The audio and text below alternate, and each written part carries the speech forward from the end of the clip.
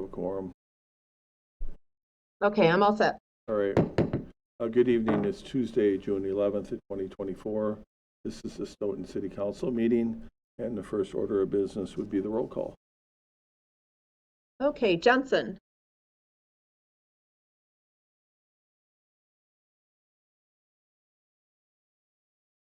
He's here. Okay, thank you. I could not hear. Peyton. He's Here. on. Sorry. Thank you. You're fine. Let's see. Butler. Here. Schumacher. Here. Hirsch. Here. Reeves. Here. Wozniak Scanlon. Caravello. Here. Lagaki. Not yet. Not yet. Okay. So we have 8 alders present. We have Abel, Chirlecki, and Lagaki absent at the moment, and Mayeski. Okay, thank you. The first item is public comment. We have 2 people signed up to speak.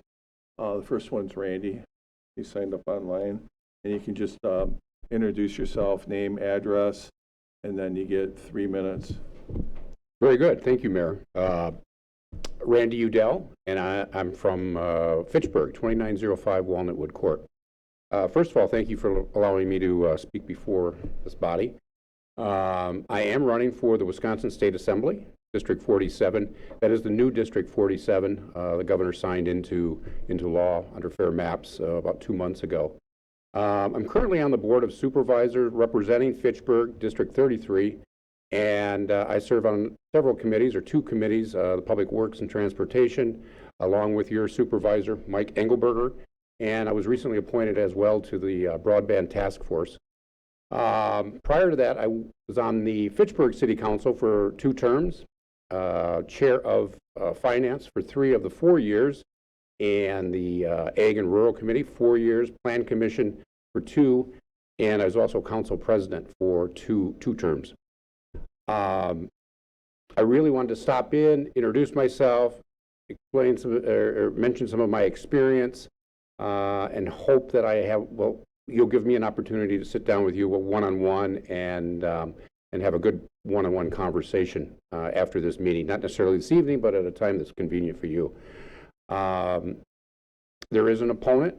I do have an opponent. There are differences between my opponent and myself. And what I stress is that I have lived experience. Not only do I have the more recent experience with the Dane County Board, but I also have the experience with City Council.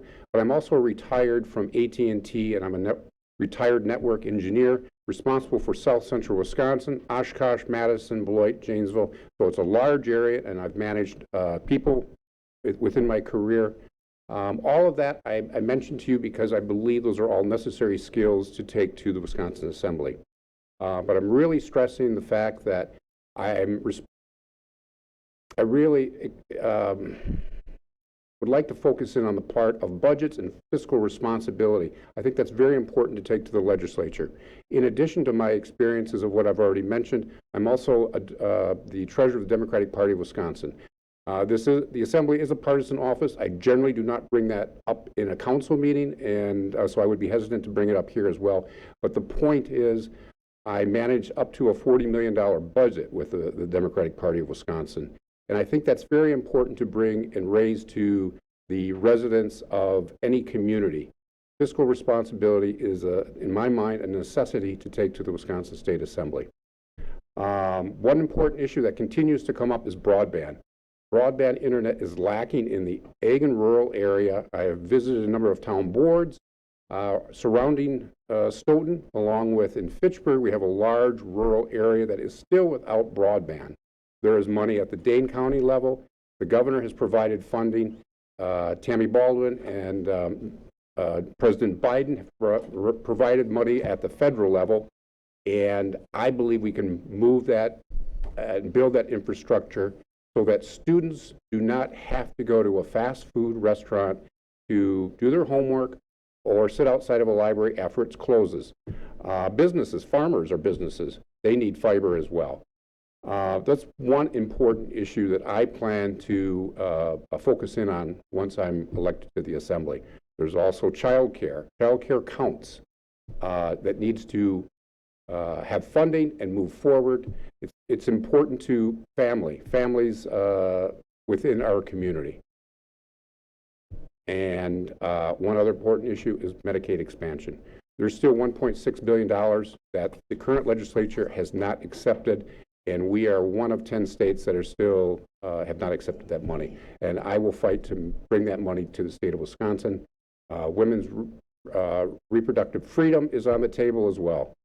There are just a number of important issues, but when I sit down with you, I'd like to hear from you as well what's important to you, and I'm your voice in Madison. So thank you. Thank you. Okay. I'll be here after the meeting as well if you'd like to talk. All right. The next person signed up is Buck Sweeney. Here for questions on this. On what? On the SEMO or the vacation of the easement. Okay. All right. That'll work. Those were the only two that I had sign-ups for. So we'll get into communications and presentations. And it looks like we have introduction of historical fact of Stoughton. Can I interject? Candy, I just sent you a message. Jean is at a different computer. Sorry for the interruption, but Alderperson Lagaki needs you to send the link to a different email address that I just sent to you. Okay, I will do that. Thank you. All right, thank you. Sorry for the interruption. No problem. The suspense is mounting. Exactly, right. 50 years ago, so there was a power failure in early June that was caused by faulty underground cables. Now, Stoughton Utilities has worked throughout to get that fixed up so that power interruptions are they are fairly infrequent now.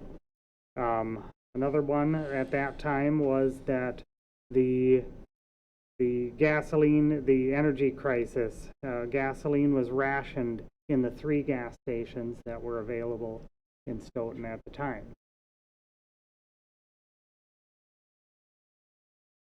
And also 50 years ago, there were storms that tend to come through around Memorial Day weekend. So that one had knocked down power lines on Interstate 90.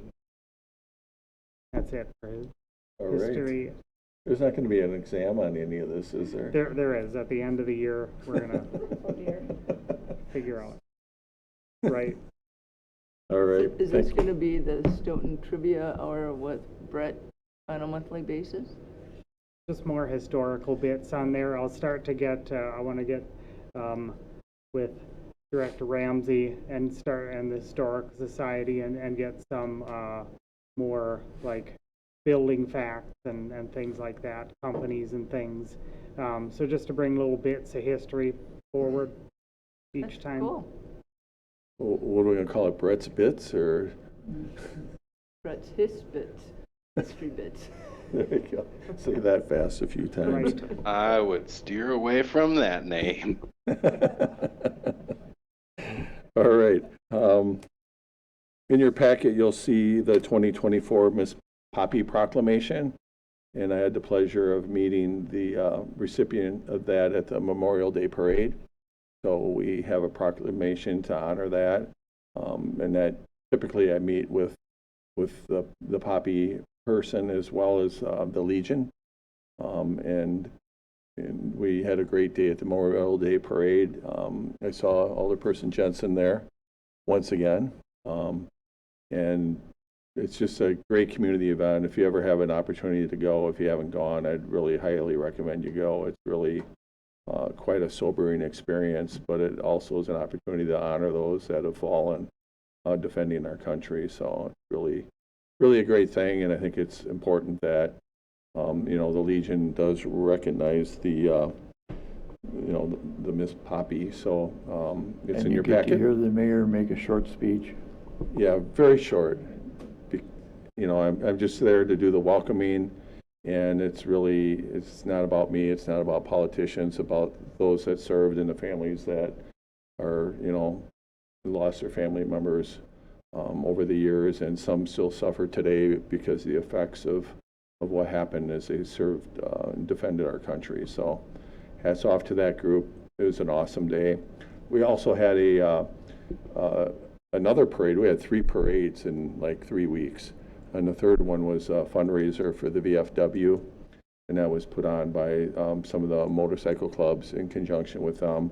There's going to be numerous fundraisers at the VFW as part of the campaign for their addition they're putting out of their building. So even though the weather was a little rainy and some of them got wet, some of them managed to get to Barneville and back somehow on their motorcycle through gravel roads. I don't know how they did it, and I'm glad I wasn't riding on one because I would have never made it. But those are some communications I have. I also would open it up from communications from others.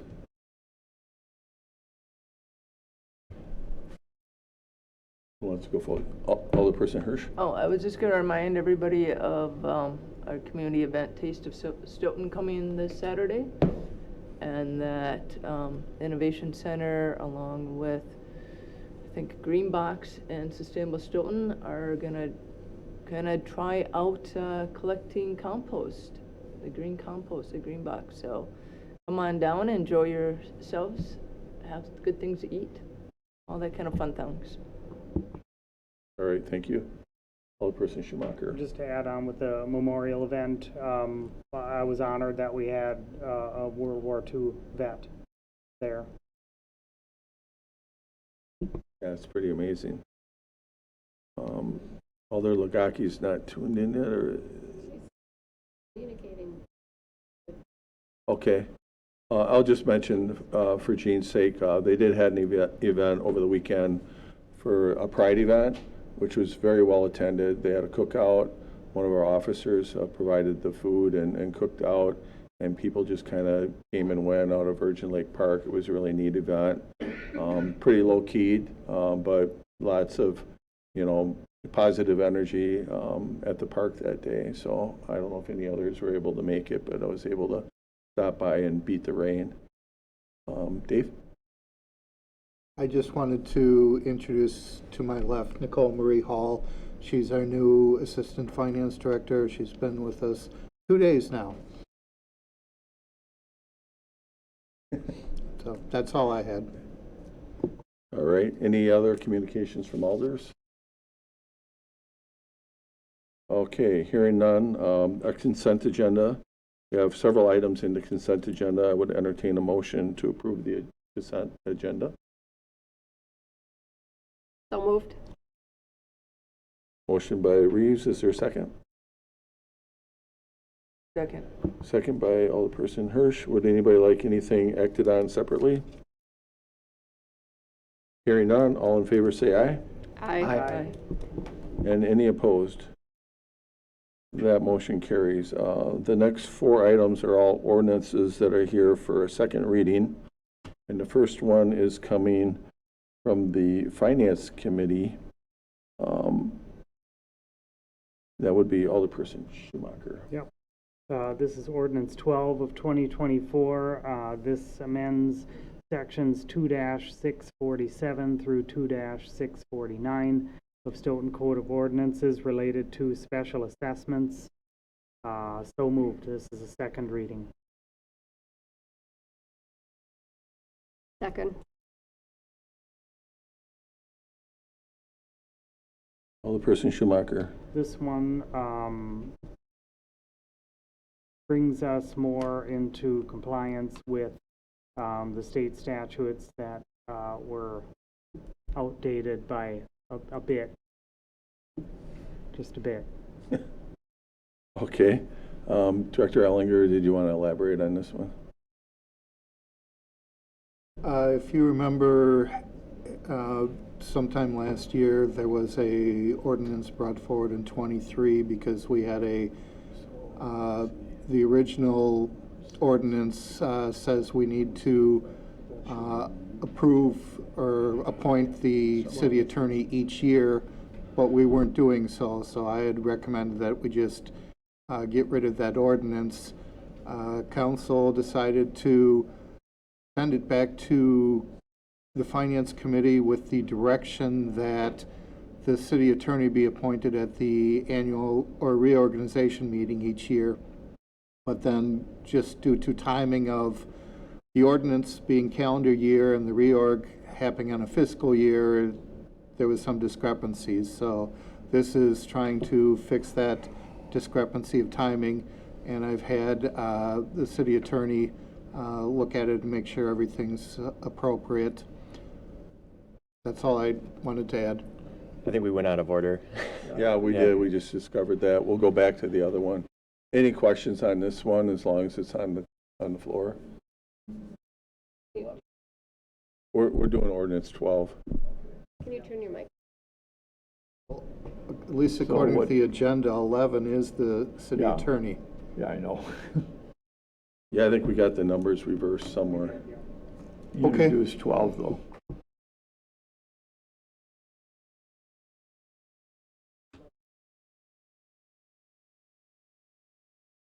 It would be, we're on 12, ordinance 12, which is item number 7. Out of order on the agenda, but the ordinance in the agenda has it right, the packet is split. You introduced, But I introduced Ordinance 12. special assessment. Yep. Then we'll go back to the other one when we're done Yep. with this one. Did you have any questions on the ordinance 12? Yep. All right, any questions from alders on that one? Hearing none, all in favor say aye. Aye. And any opposed? None opposed, that motion carries. Okay, so we'll go to the other one, which is ordinance 11, which is the attorney appointments. And that one went through finance as well. Yep. So ordinance 11 of 2024 is an amendment to section 2-166 of Stoughton Code of Ordinances related to city attorney appointment. So moved. Second reading. Is there a second? Second by Wozniak Scanlon. Alderperson Schumacher. This was the one that we had a little bit of discussion during the first reading about, whether we should do the city attorney appointment. We have to do it annually, even though we have 2 to 3 year contracts with the law firm. But sort of like as we approve the newspaper for notices, things like that. So it was a discussion about whether which day we wanted to do that reappointment on. We decided that on the April reorganization would be a reasonable time to do that because we're doing a whole series of other things. Where we had done it in the past, I think at the end of the year. It was either the very first meeting of a new year or the end of calendar year. Either way. So we decided to do this on the April reorganization as we're doing a handful of other admin tasks. All right, Alderperson Jensen. As you can see on the agenda that I was a lone no vote on this, and my reasoning for that is that as far as I could tell, there is no statutory reason for this. We have, as it was stated, we have a 3-year contract with them. The council approves the contract. To me, it's redundant for us to even bother with approving it on a yearly basis. It makes no sense to me, and I would make a motion to reject this and to just strike the ordinance completely. So right now we have an ordinance to approve it on the table. So are you proposing, you're opposing that another ordinance? Instead of approving the ordinance, that we should strike the ordinance. So you're looking to amend it? Okay. Amend. Is that right? Procedurally? Yeah, so I guess the way I'm understanding it is, because we have the motion and second for Approval. approval. So this would be an amendment to the main motion, if there's a second. So I guess I don't know what the exact language would be, or what the recommendation would be. Would it be more appropriate to vote on this and then? Is your mic on? Sorry. Would it be more appropriate to simply vote on it and vote it down, hopefully, and then have it brought back to finance for a second look, or Yes, so, yeah. or could we make a motion on the floor today? You could do either. I think it may be cleaner to have a vote on the motion right now. You can do it either way, honestly, but just from, we wouldn't have any language for tonight to, Yep. And I don't really want to workshop it during the meeting. But That's right, I understand, Yeah. I wouldn't either, I don't like making legislation on the fly. Okay. We have to second it before we have a discussion, because I have a question regarding. So we have a motion, we have a second. You had a motion to amend? Well, you can't really withdraw it. You have to ask for a second, and if you don't get one, then it dies. If you get a second, then it belongs to the table. So is there a second on Alder Jensen's motion? Okay, but no second, so that would die. So then we're back to the motion, and the recommendation, Alderperson Hirsch. I have a question. Okay, so this is for the attorney, but isn't our, contract with your law firm? And so that's a difference. And so one is, we have a contract with the law firm, and I know this came up years ago with the other attorney, many years ago, where we were looking at not having him as a city attorney anymore, whatever, for various reasons. So I guess this is still valid, because we could still want the law firm, but not a specific attorney, correct? That's correct. I think our contract allows us pretty much at will, if we chose to have a different attorney or even a different law firm, I believe. Yes, so I believe like this year, the appointment was for me personally, but part of Stafford Rosenbaum. So the agreement is with Stafford Rosenbaum. You could just say the city attorney will be the law firm, and I guess whoever they assign, or you could just say that the city attorney will be appointed for the duration of the contract, or you could do it on a yearly basis. So there's flexibility. Yeah, and I think the rationale to do it in April is that's when we do all the appointments Yeah, anyway. that's not the question is. The question is, if we have a contract with Stafford Rosenblum, and they may appoint an attorney, at some point, this council may not like that attorney, not you, but just at some point in the future, if we don't have this ordinance, would we be able to then say to Stafford Rosenbaum, we want a different attorney, this one just isn't working out? Or do we have to stop the whole kind of contract, which is a 2-year contract, stick with the attorney that we don't want? So I'm trying to figure out what legally are we binding ourselves with in the future of potentially an attorney that we don't really want, and now we have to keep because of this, we got rid of this ordinance. So The motion Yeah, right now is not to get rid of the ordinance. The motion right now is Well, I know, but to I'm thinking amend the of- ordinance and make the appointment in April instead of January. I know, So but that's the motion on the floor. I know, I'm just asking a question, because I know Alderperson Jensen might put in another amendment or send it back to finance. I'm just trying to figure out what what is beneficial for the city? So I guess just a brief summary of the agreement between, I guess, Stafford and the city. So it's basically an at-will contract, but it's basically like, I think, 90 days. Basically, you say you want to terminate, and then you could terminate, and you would be able to appoint somebody else as the city attorney, whether it's a different firm or a different lawyer.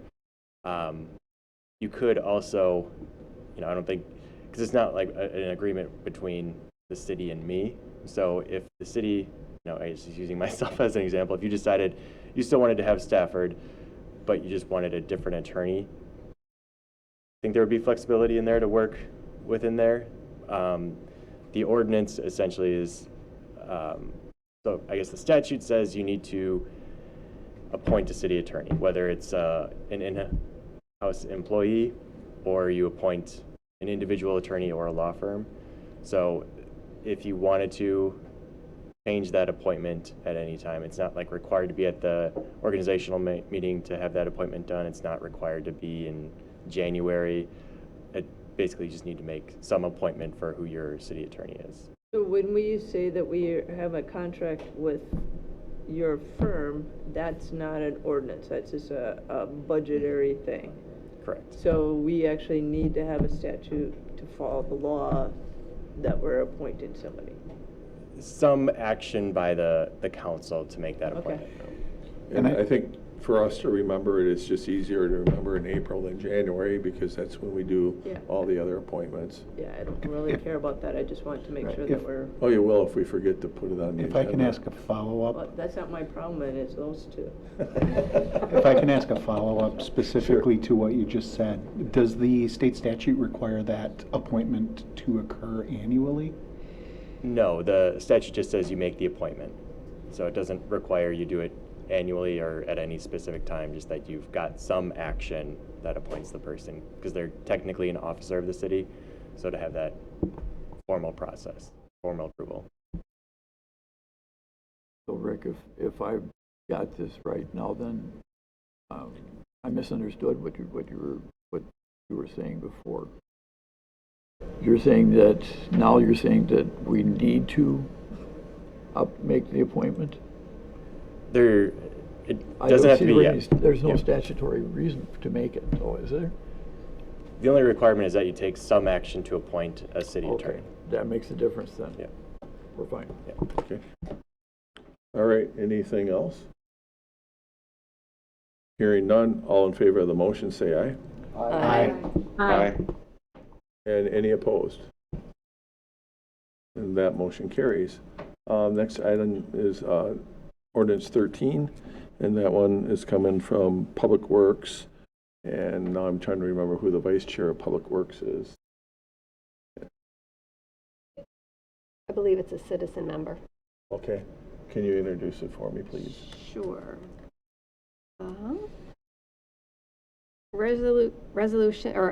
Ordinance 13 of 2024 to amend City Ordinance Section 6414, street trees, to eliminate the Tree Commission and create a Tree Committee and strengthen language within the ordinance to better care for the urban forest. This is a second reading, and I so move. And is there a second? Second. Second by Alderperson Butler and President Reeves. So we did talk about this at a previous meeting, but part of it was just to clean up the language. But the other reason that the Public Works decided to look at this was that the way the tree commission, commission functions versus a committee functions are different in terms of their responsibility. The tree commission was formed back when we did not have a forester, so their responsibility was much greater, and their control, so to speak, of the urban forest was more, they were more involved in that. So it really, this better fits what the city needs are and how the actual group functions. So kind of the gist of it. All right, anything you want to add, Director Hebert? Yeah, I couldn't have said any better myself. The only thing I will add is it does add language to strengthen our tree planting and care requirements, and also there's more a hammer, so to speak, if someone were to damage trees or remove a tree without our permission. We don't give permission to damage trees, but you cannot remove a tree without our permission. We would simply do that ourselves. Also, the planting of trees is spelled out in the ordinance. We do most of the planting, but if somebody would like to plant a tree, they just need our permission. It will approve the type of species and location of the tree in the terrace. Also, we did create a preferred species list. I know that came up last time. So that is on our website, and we will go through that annually and make updates as needed. Any questions on the updated ordinance? I have President Hirsch. I'm no longer president, Or- but thank you. I told you, that's one. I said, what, 6? Or is that 2? I've lost count. Brett, I have a couple questions about the makeup of the tree committee. I understand, because it's a commission, you don't need as many people, which is fine because it's hard to get 5 people to actually show up or 7 people to show up. But Yeah. my one concern is, so there would be a member from the Public Works Committee, which is fine, but there's no city council representative, and that's where I think there Yep. isn't a committee that doesn't have a city council member at least present. So, Yep. Great question. And that was intentional because we did have a citizen member that was on the Public Works Committee that was participating on the commission at the time. And so we just wanted a representative from the Public Works Committee, whether it be a council member or citizen member. And we talked about it at Public Works, and the committee thought that'd be appropriate. yeah, So but I think because it's a committee that's part of the city, I think like even the Rivers and Trails Committee and other committees or even subcommittees all have to have at least one city council member on it. And so I guess I would feel more comfortable, and actually I would actually make that amendment that there should be one city council member on it to follow the kind of what we've done in the past with all the other committees and subcommittees. Even Yeah, I even guess the that's a subcommittee policy with decision. RDA, we had a city council on there, and the subcommittee, Whitewater Subcommittee has a couple. So I think it's just prudent that we have an elected official on every committee. Is there a All motion? right, so there's an amendment. Is there a second? Second. Second by Jensen, and we'll open it up for further discussion. So, former President Hirsch, would your would your amendment expand the committee to 6 members, or would you just change the makeup?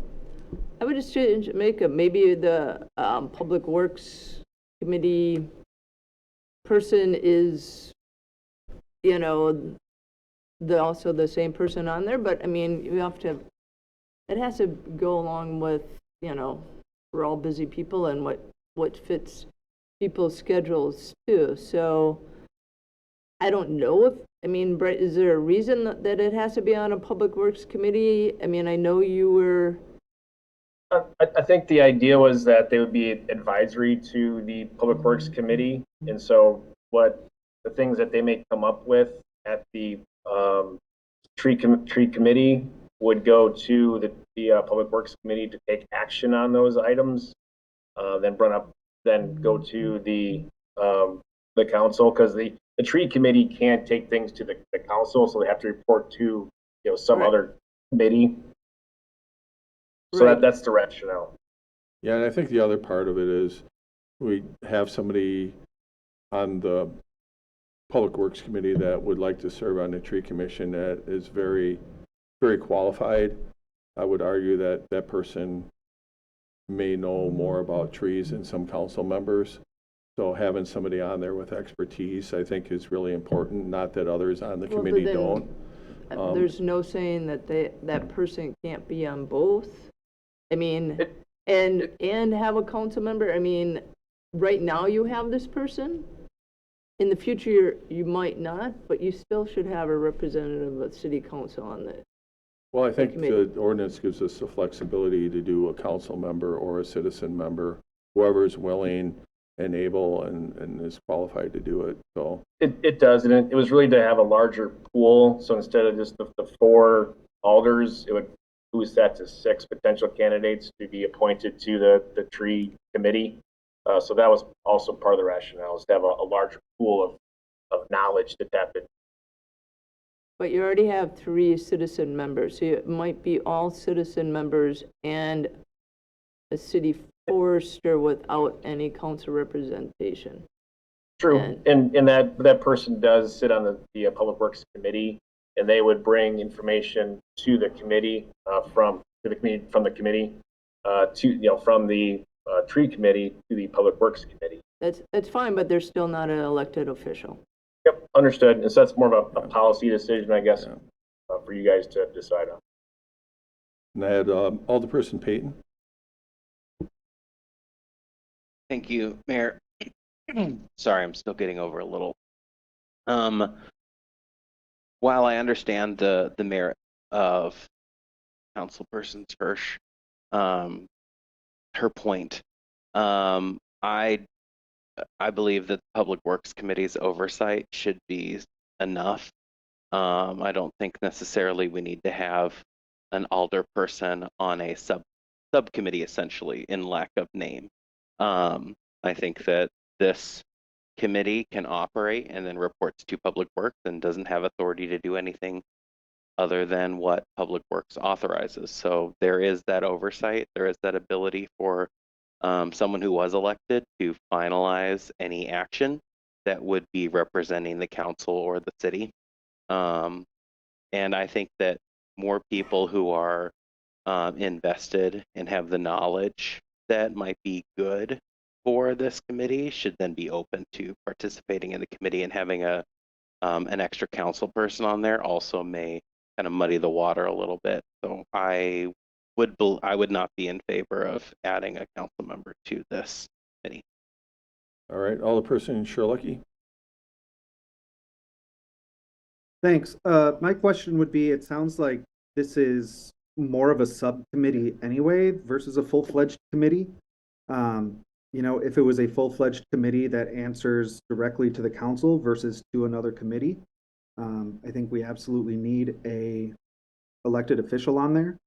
But if we don't, I don't know why we're making it a full-fledged committee then, if it's still under the Public Works committee. So I guess that's my question, is maybe it needs to be a different level of committee altogether. Yeah, I see your point. Would you call it the tree subcommittee, or we could think of some other name potentially, but it definitely is a different level. I was going through my speech there and talking about committee to committee. Well, they're not equal, so to speak. So they do bring information up to the Public Works Committee, and then Public Works Committee would take that to the council. So we could think of a different subcommittee name if you wish. I don't know if I can do that on the fly, but unless somebody else has an idea of what that could be called. Yeah. Alderperson Hirsch. You can call it whatever you want, but we have a tree, rivers and trails task force that has a city council member on it. We have a Whitewater Park subcommittee, which also has, a city council member on it. We had a subcommittee for the RDA, which also had a council member on. Even though it reports to the Public Works, just like River and Trails reports to Park and Rec, and they don't have any decision, it's still, what you're doing is you're giving there's just like no oversight with respect to a city council, and it's a different structure. If we're gonna go through and say citizens can take care of all the subcommittees, I mean, you need somebody there that actually knows the policy and what, how things go with city council too on these subcommittees. Otherwise, that's, we ran into some problems with some other subcommittees. But even the sustainability subcommittee has council member. This is just not a precedent. If this is what people want, then we have to re-look at all our other task force and subcommittees and all that and say now citizens are in charge of all that, and then why do we have elected officials? Then we brought on the citizens because we thought it'd be really great in all these subcommittees, but not to replace our elected officials.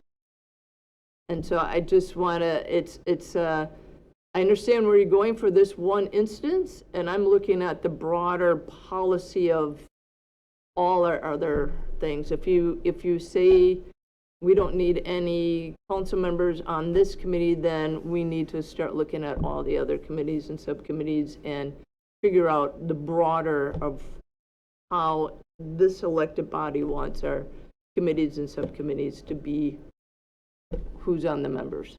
That's all I'm saying, Brett. It has nothing to do with your tree commission. It's just everything to do with policy and a slippery slope that we're opening up. Yeah, this is 100% a policy decision. So yeah, whatever your direction is, that we'll do that. President Reeves? So I'm on Public Works, and there was a lot of discussion about this, and I can absolutely see Alderperson Hirsch's, point with this. I think, I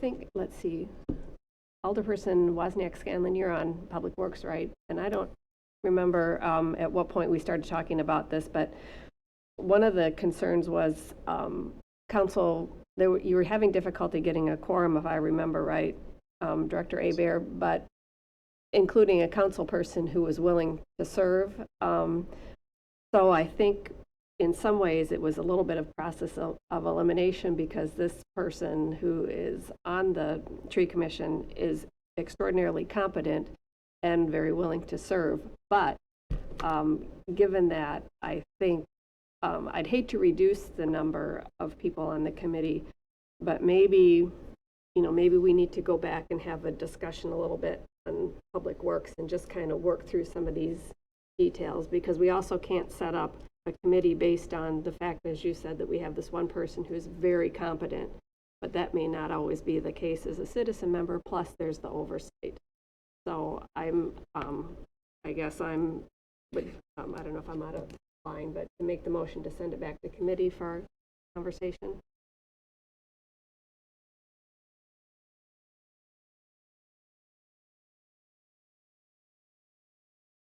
Appointments. Okay. We have to vote the amendment first and then Oh, Yes. make the That's what motion I to thought. table. Yeah, procedurally. So we have the motion as amended.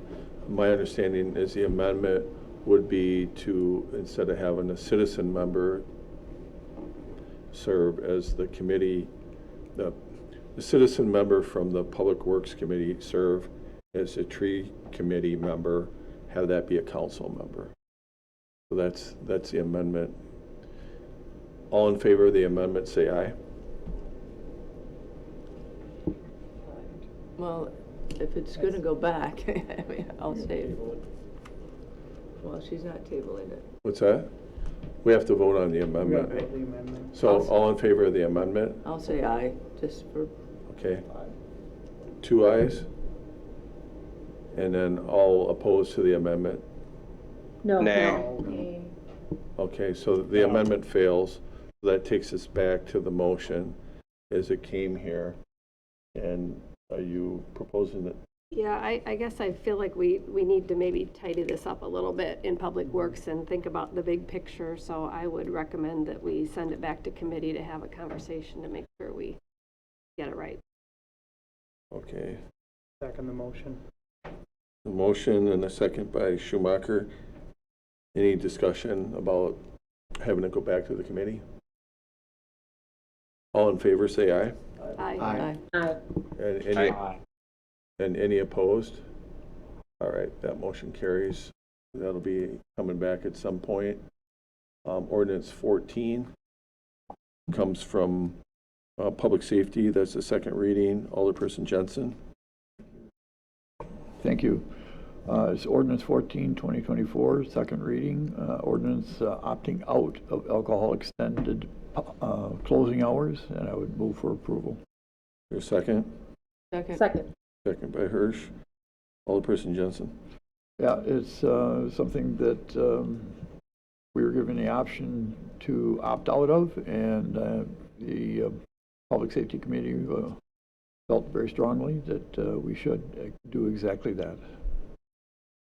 So basically, for the Republican National Convention in Milwaukee, part of the bill was to allow establishments in multiple counties, including Dane County, Jefferson County, and Columbia County, amongst others, they have the opportunity to stay open later. And we really just felt like it wasn't necessary. We're really not, nobody's going to come from Milwaukee back to Stoughton and you know, want to participate anyway. And even if they did, we don't necessarily want the establishments to be open until 4 o'clock in the morning. So that's why we're opting out.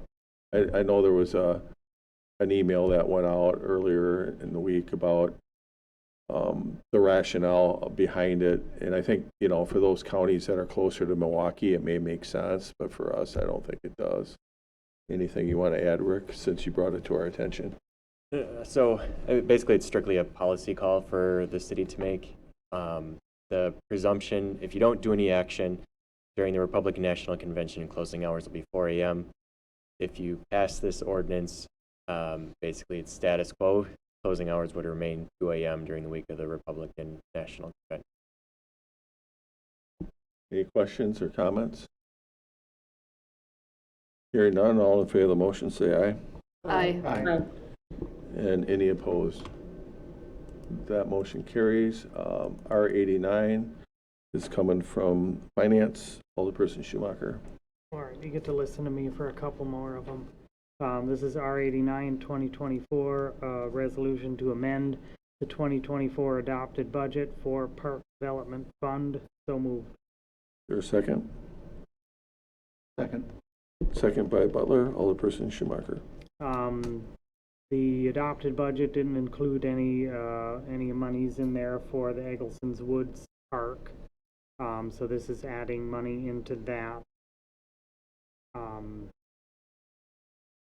from Park Development Fund.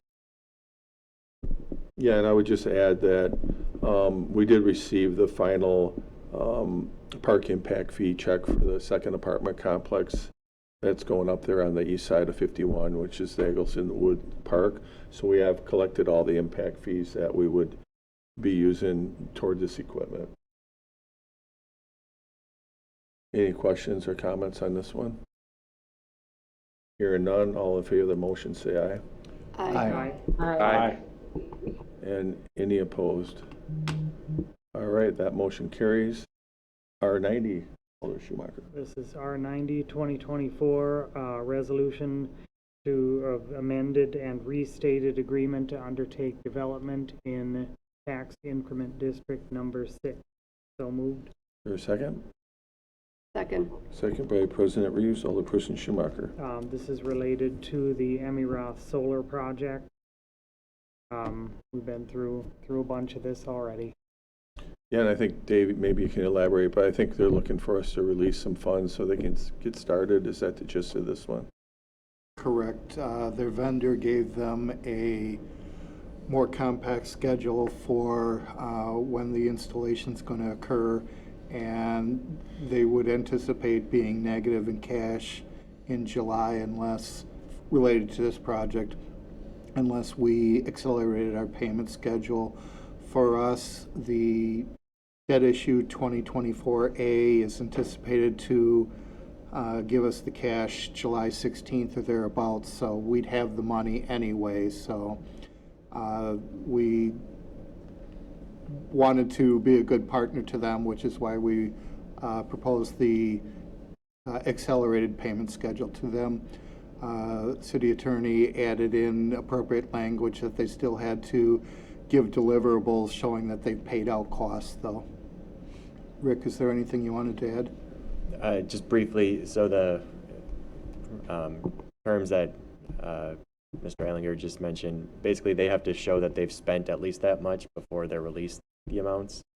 So basically a progression for the payments, just that whatever they have invested, that's what the payment will be equal to. Any questions or comments on this one? Hearing none, all in favor say aye. Aye. Aye. And any opposed? That motion carries. Next item is R91. Me again. It is you again, Alderperson Schumacher. R91 of 2024 is a resolution to enter into an agreement with Ellers for a pro forma analysis and cost reimbursement agreement in regards to Stoughton Family Dental. So moved. Your second? Second. Second by President Reeves, Alderperson Schumacher. We looked at this earlier in Finance Committee. This is a TIF ask within the TIF 10 area, I believe. Yep. And this is just to see what their expenses in that are and whether the ask is reasonable. All right. Any questions or comments on this one? Hearing none, all in favor say aye. Aye. Aye. And any opposed? That motion carries. R92.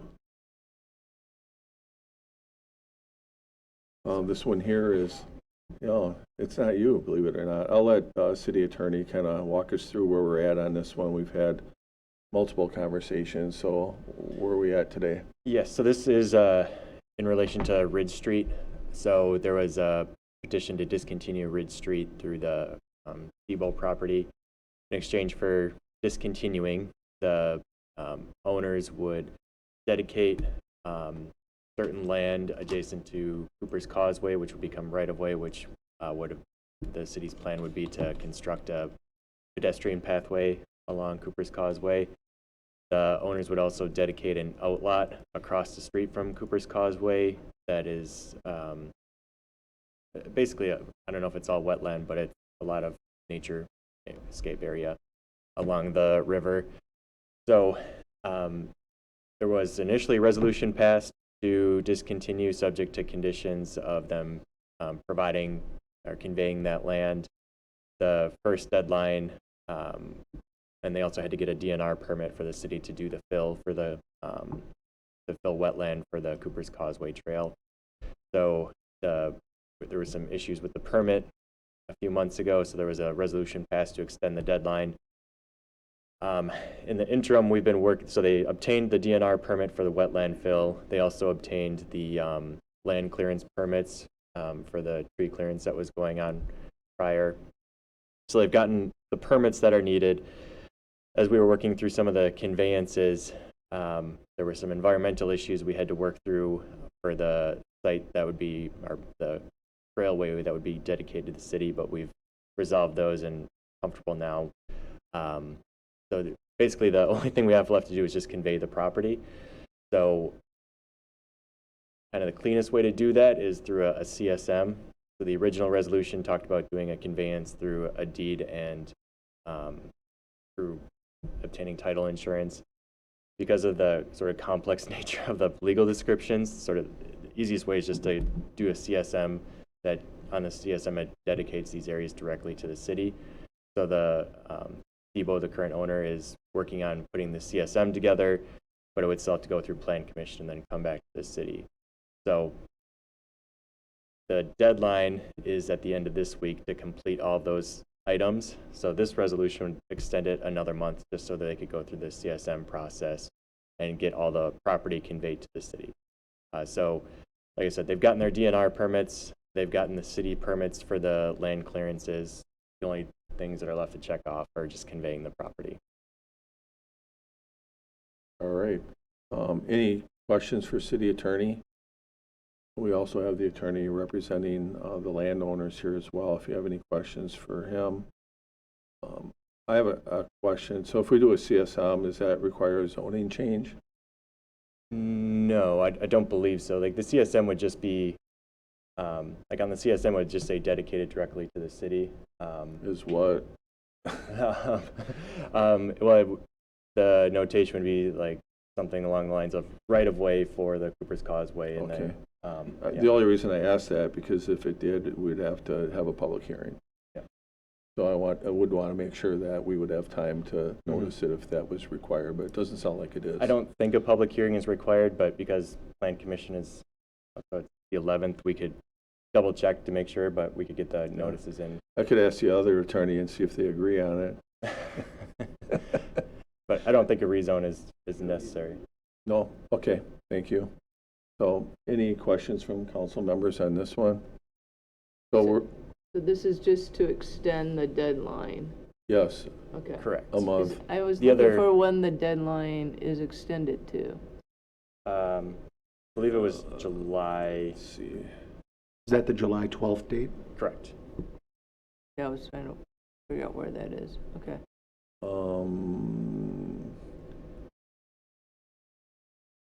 Okay. Find it? June 12th. That's the, It's at the very end. That's It's the very- item 6, expiration of this resolution. oh yeah, Okay, there thank it you. is. I was scanning. There it is. Okay, any other questions?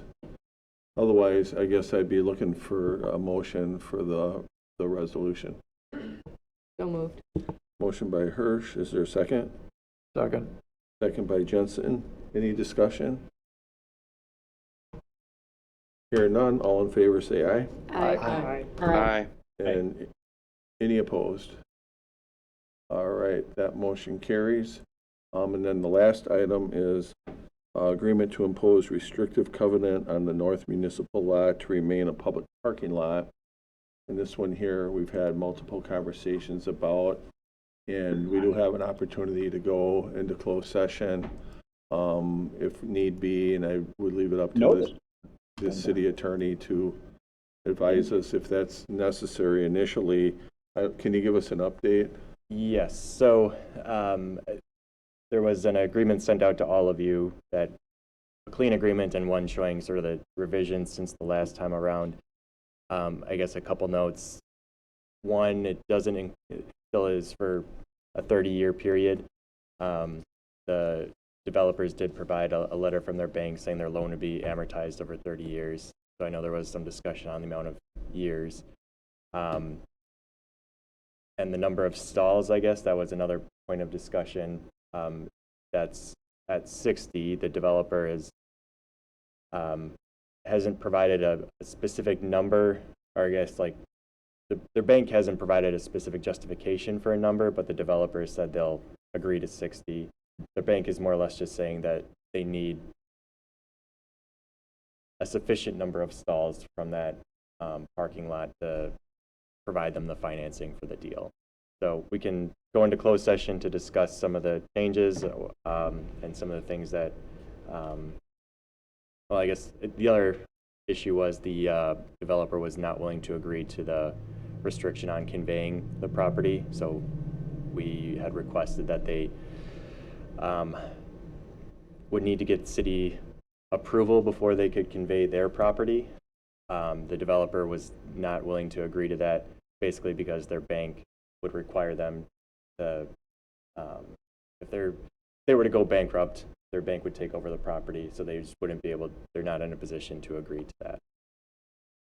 So we can certainly go into closed session to discuss all of those items, but I'll, Okay. yeah. And the developers are online. Is there anything, Justin or Dustin, that you want to share with us before we go into closed session? Yeah, this is Dustin. I guess I would just add to a little bit of what Attorney Manthe was saying, and our bank did provide a letter, you know, kind of justifying the term that was needed and it would be required, and they essentially want the lot to stay as is, and we negotiated with them to agree to 60 stalls.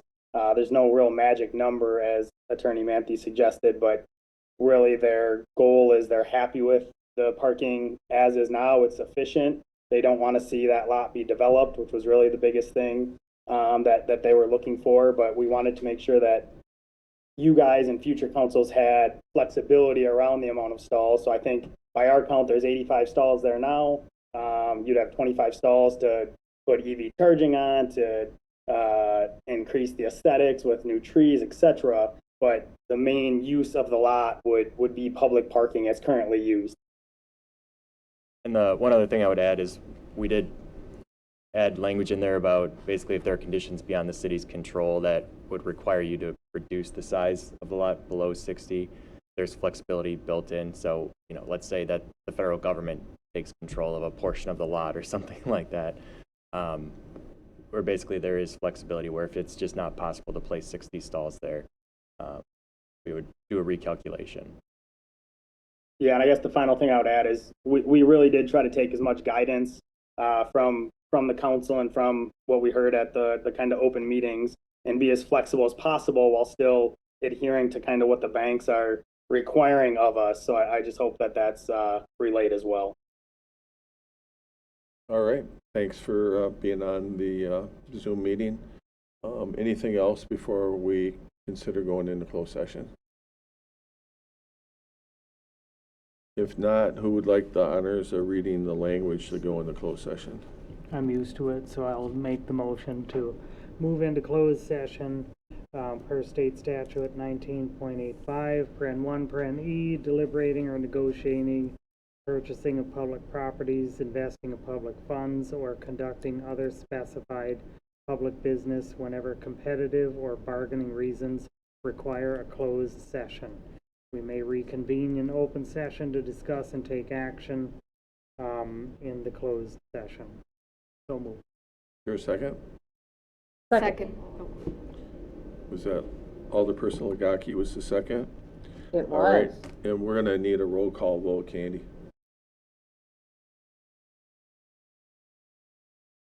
Sorry, Greg. Okay. Excuse me. Legaki. Yes. Caravello. Aye.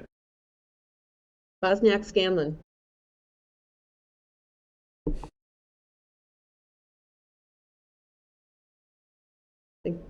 She's She didn't there? hear you. Rosniak Scanlon. Yes or no? Thank you. Schumacher. Yep. Reeves. Aye. Jensen. Aye. Sherlucky. Aye. Butler. Aye. Hirsch. Aye. Payton. Aye.